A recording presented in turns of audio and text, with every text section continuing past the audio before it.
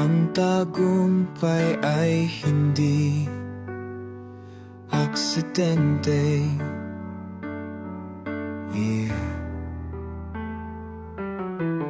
Oy, mahirap na trabaho, tiyaga, pag-aaral, pagsasakripisyo, at higit sa lahat pagmamahal sa iyong ginagawa.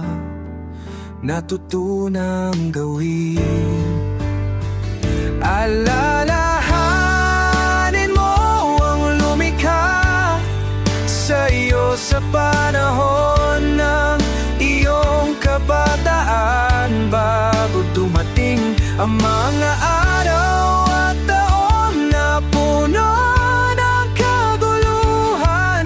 Panahong hindi mo na mamadama ang tamis ng mabuhay.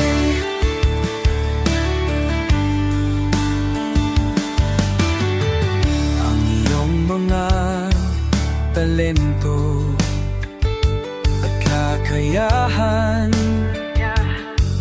bubuti sa paglipas ng panahon. Ngunit para doon, kailangan mong magsimula.